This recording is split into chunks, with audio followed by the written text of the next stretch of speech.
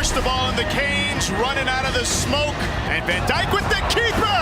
And he walks into the end zone for the touchdown. Van Dyke to Allen, makes a man miss and gets into the end zone. Another touchdown for the Canes. Quick toss to Jacoby George down the sidelines into the end zone. Touchdown, Miami. Cisco Mauigoa showing blitz. Here they come, and the Canes swallow up Bethune near the 15-yard line. Canes hand off up the middle. Cheney with a huge run there as he gets down near the 25-yard line. Hand off to Cheney, walks into the end zone. Touchdown. After further review, there is no foul for targeting.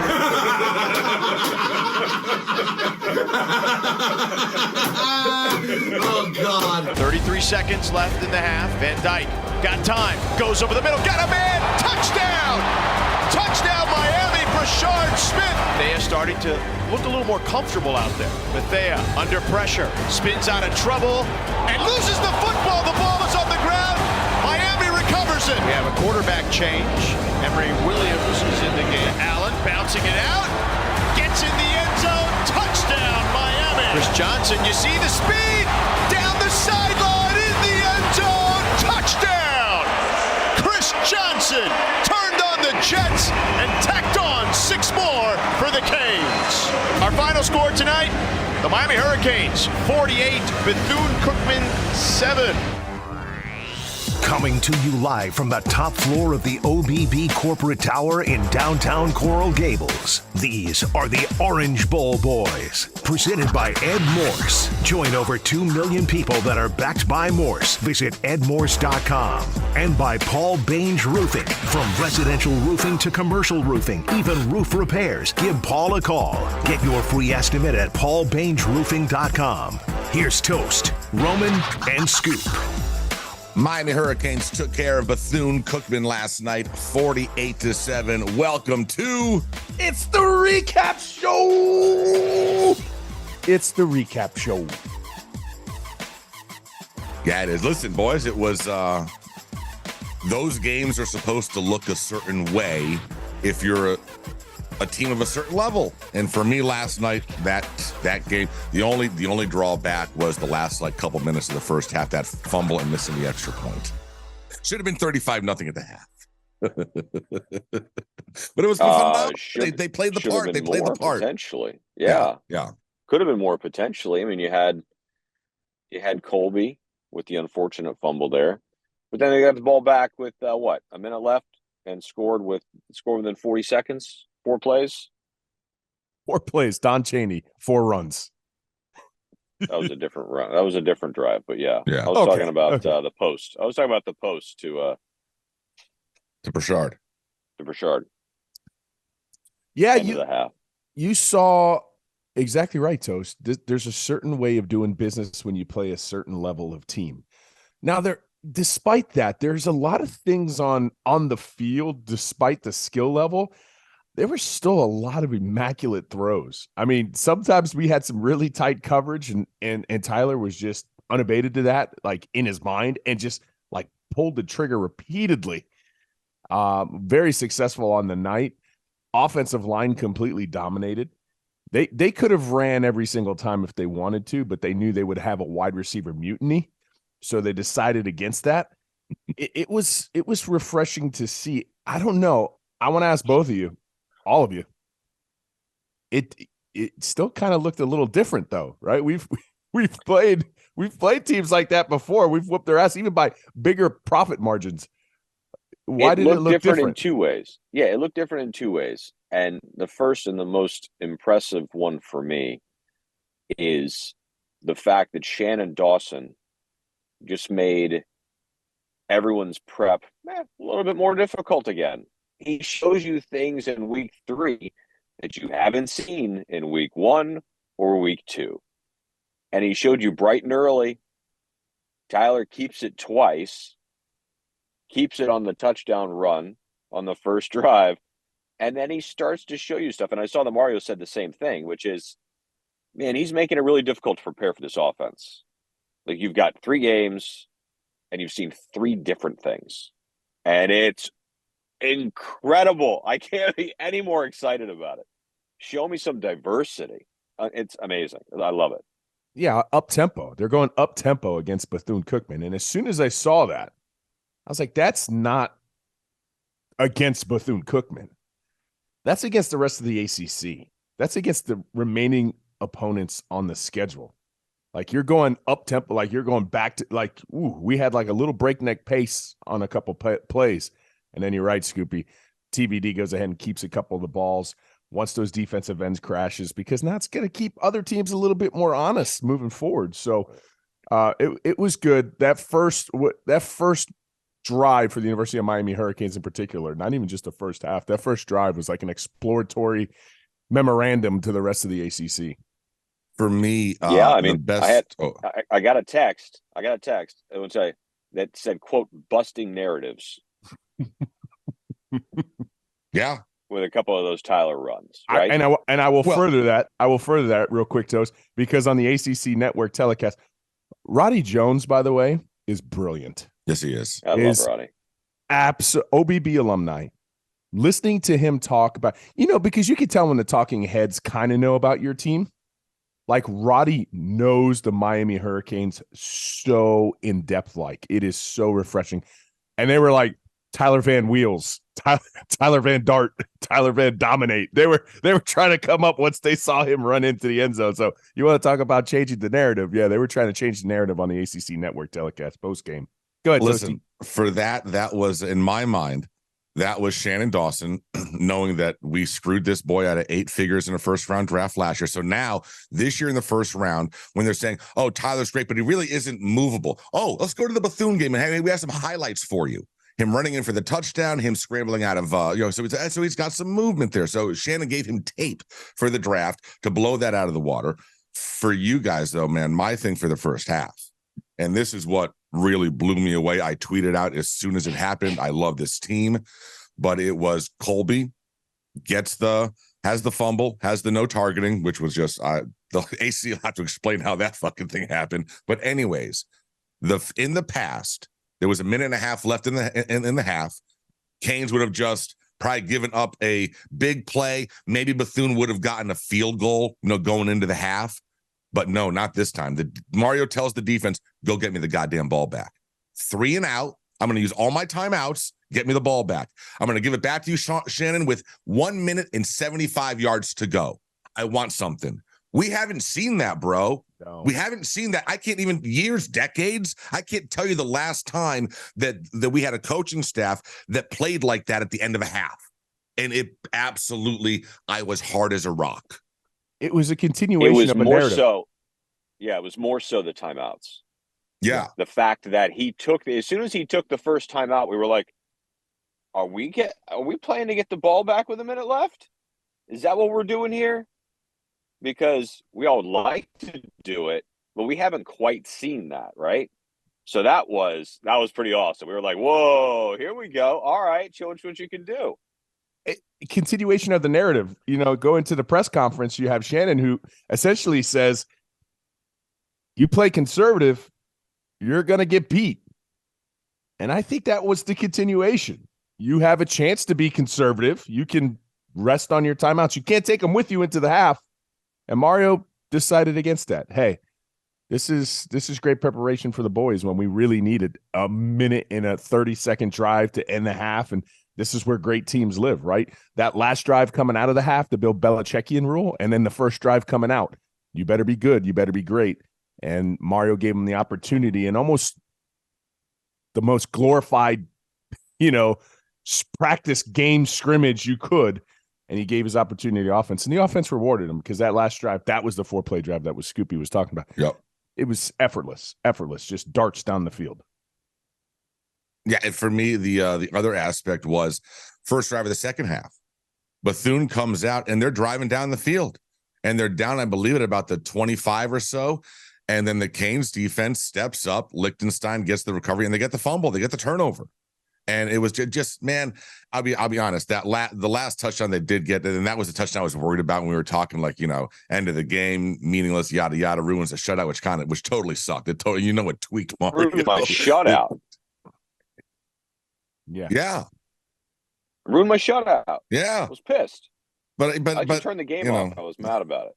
We set the hey, we were good, like kind of handicapping because I the first points I said 40.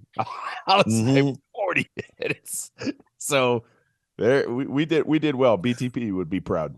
All right, so let's talk about this because first drive of the second half, I thought Tyler would get one more drive, but he didn't.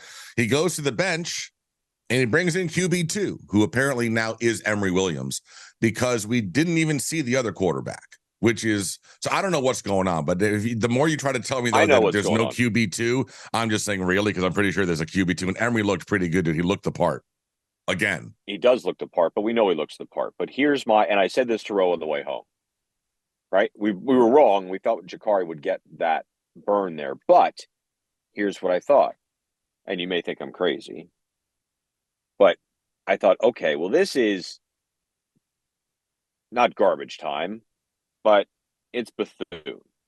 So maybe, because they want each one of them to have 4 games. They want to be able to redshirt both of them. We know that. Maybe they're saving Jacurri for ACC play when it may be necessary for him to play and get some burn. That's my only spin on it.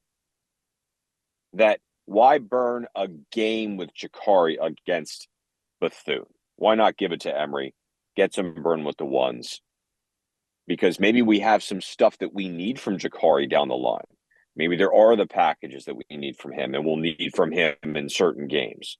And you want to be able to contain or make sure that those 4 games are still available when we get to the meat of the schedule, down the line, FSU, later up against Boston College, stuff like that. That was my only take on it, that maybe that's the reason.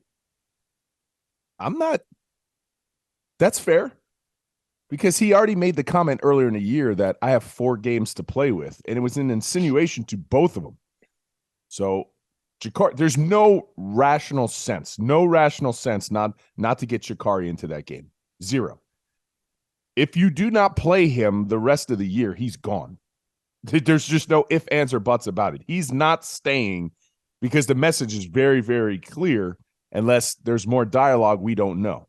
The message is clear. Jacurri, if I don't plan on playing you all year and I don't get you into the Bethune-Cookman, the most realistic and likely game to get you in, that's a message that no player wants to hear. And he would be gone, and rightfully so.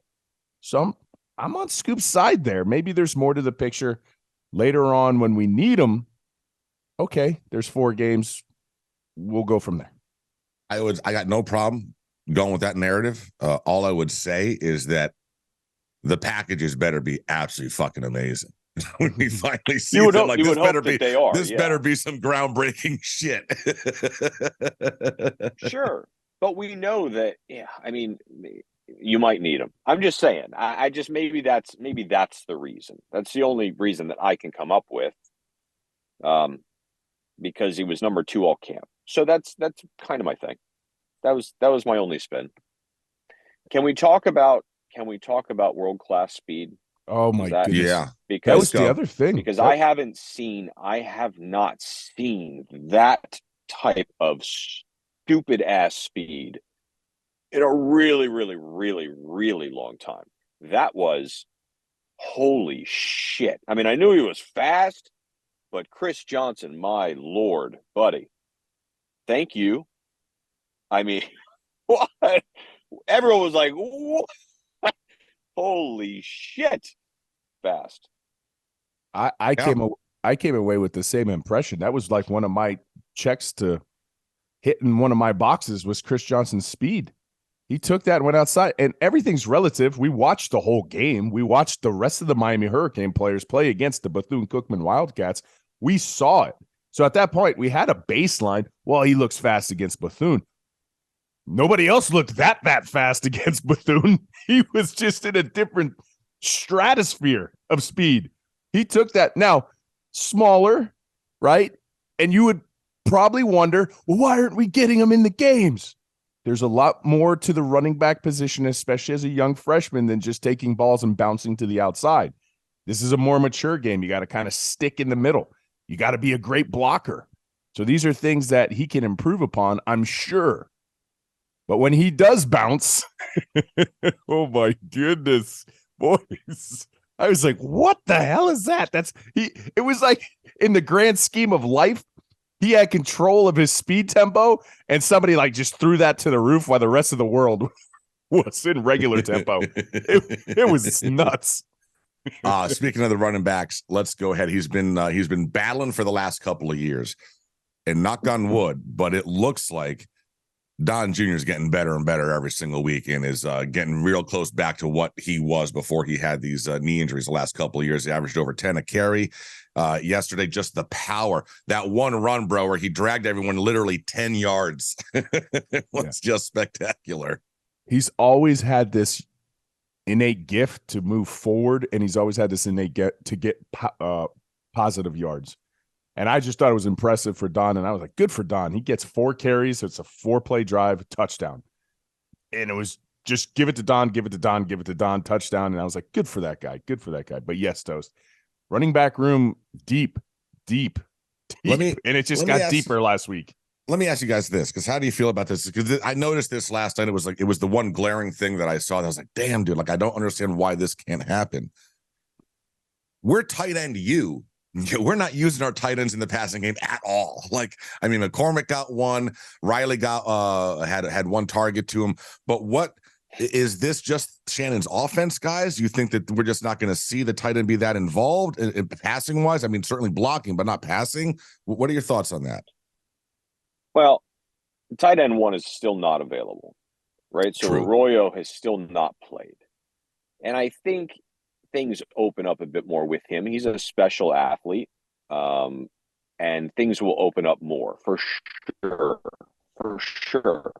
Now, I did hear Mario last week mention something about Skinner, right? Mm-hmm. Yeah, he got in the game last night. His way. He got a catch. He did. Yeah, he's working his way back into that spot. So I maybe this offense does require a little bit more from them, and Jaleel just hasn't quite gotten up to the bar of expectations or level of expectation. But what you did see last night, and I think you're going to see a lot more of, they really, really, really like Riley Williams. And we had said it that he's the next special tight end coming out of here. And he looks the part. He had that nice little wheel route that Emory missed him on, got pressure and just kind of missed him a little bit. So Arroyo's just not there. I think they're just playing to their strengths right now. And I think when and again, we haven't seen it, right? But he loves to implement some things. When we said 15% the first week, it may have been 10%, to be quite honest with you, because then the second week you see some more, and the third week you see some more, and we haven't even seen the tight end stuff. You know it's there. You know, I mean, he clearly is able to utilize the tight ends. We just haven't quite had the bodies there, I think, to be able to put it into perspective as far as really, really focusing on that. Well, while you were discussing that, I just looked last year to Shannon Dawson's offense. The first 4 leading pass catchers on his team were wide receivers. The next one was a running back. The next one was a tight end. You're kind of seeing that formula in place now. So we'll see. Maybe it's comfortable for him to kind of favor the wide receivers. Obviously, he had a wide receiver that had like 1,300 yards last year. We'll see moving forward. But I can we talk about X too?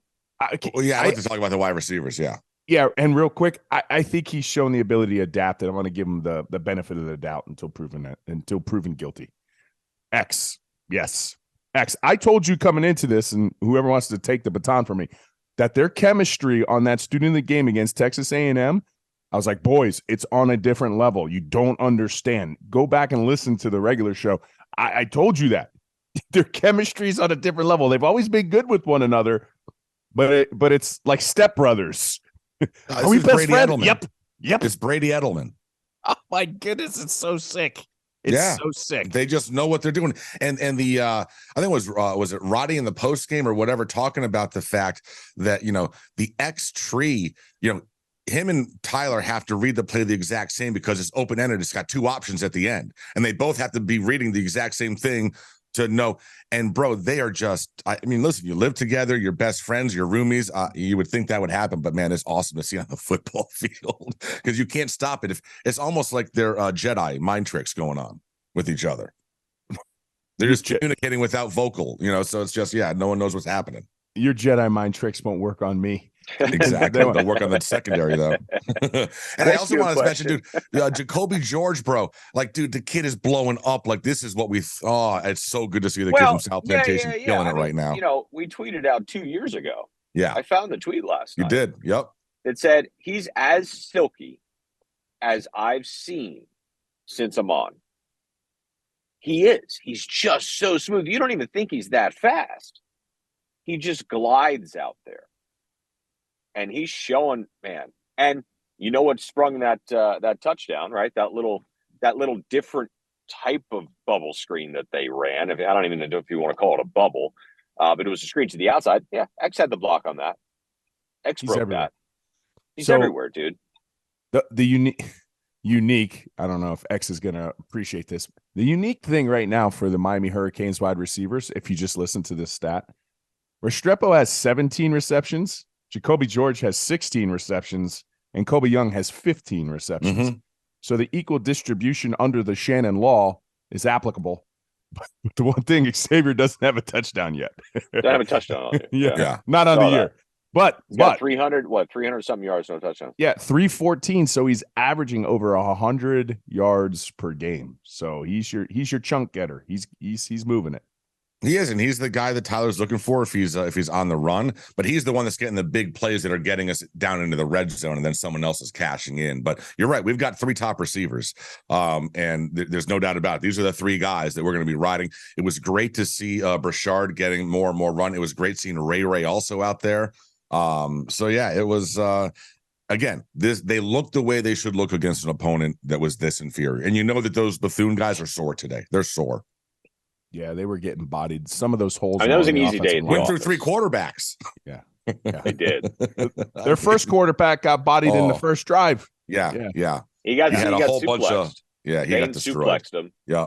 And he was like, you know what? I mean, I think that was a business decision.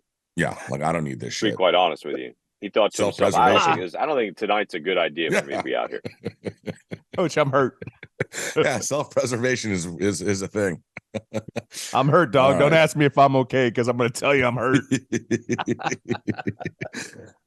Last thing, the targeting. Like I don't know how that's not targeting, but whatever. I know how that discussion was going. Man. I know how this discussion was going on under the hood, though. Hey, man, I'm pretty sure that's targeting, Steve. And I know you're down there in Miami, but we have no idea where the ball's supposed to be. It's supposed to be in the end zone. I'm trying to ask Chuck over here in Tobacco Road over here under the hood. Like, I think it's targeting. He should be out, but we don't know if it's a penalty that takes off a touchdown. We've never seen this shit before, Steve. So, you know what? Just tell no targeted. We good with that? Okay. Talk to you later, Steve. Like, because I was thinking, too, where's this ball going? Like, the targeting prevented the touchdown. So obviously, is it at the 1? Is half the distance to the goal line? Well, that's also the worst rule in football. I agree with beating the bookie. It's the worst rule in football that you reward the defense when the ball is fumbled out of the end zone. Like it's just the dumbest friggin' rule. So, but whatever. We got the win. We looked the part. We got 10 days off now before we go for our first road game. So these young kids will have their next test. How do you maintain the mentality during the week and then go on the road and take that? And what will be a sparsely attended event in Philadelphia? I'm thinking at Temple. I'm not sure how, what they're getting per game. But yes, it'll be that next step that these young kids will have to, the next hurdle, the next new experience they'll have to go ahead and navigate through. So far, what paints the pretty picture, Texas A&M game, the thing I liked the most about the mentality was they got punched in the mouth early. They got in that quicksand, but they got themselves out. They wanted a harder practice through the week against Bethune, so they're looking for more. They're developing a certain mentality on that team, and I believe it's going to travel, right? It travels. When you set the foundation on the green tree, when you could do that and hold serve at Hard Rock, that travels with you. So let's go to Philadelphia. Let's get that win. We're going to be favored in that one as well. It's obviously going to ratchet up in terms of the intensity and who we're playing against. It's not going to be Bethune. All right. It's not going to be Alabama either. But we got to go out, take care of business, bring our suitcases. I think you're going to see something different, though. I think this team can't wait to get on the road. You know what I mean? Like when you used to go and it was a road game and you couldn't wait. Like, it was just something different, right? You get to travel, you get to show up, you get to be like, it's like a pride. And I think they're going to go up to Temple and absolutely lay the wood. I think they're going to embarrass them up there, quite honestly. I do believe that, and we haven't seen that in so long, man. We were worried about Temple up until this year, to be quite honest with you. I think it's just going to be different. I think they can't wait to get there. I think they can't wait to prove that they can play on the road. And you know damn well that Mario and the coaches are saying the same thing. You know what I mean? Was this part of the package? Show them. Was this part of the package? We took, like, when we took Manny from them, we agreed to play them. Was this part of the, like, why are we going to that? I don't know why we're going to Philadelphia. Yeah, it might have been. You know what I mean? Like, why would we want to go to Philadelphia? I don't know, but I don't know either. Business trip. I don't know. All it is. All right, boys. So I know, Scoop, you're on your way to do some work. I got to go do some work. Ro, you working today or no? You off? I actually have off today, but I will be in the lab. I will be in the lab taking care of student in the game immediately when this is done. There we go. Jenners is working from home, so he's basically off as well. Yeah, I'm doing laundry. That's what I'm doing. That's my work from home day. I need to do some of that today too. Yeah, it's a good idea. So listen, everybody. Everyone should be extremely happy. 3-0. We have looked the part in all 3 games, which is great. And now we got 10 days off. Everyone can enjoy their college football on Saturday. We can watch, hopefully, the other Florida teams struggle. But that's it, man. We will be back at it on Wednesday night. So we will drop on Thursday. Get ready for Temple. As always, go Canes! Go! Bang. Let's go.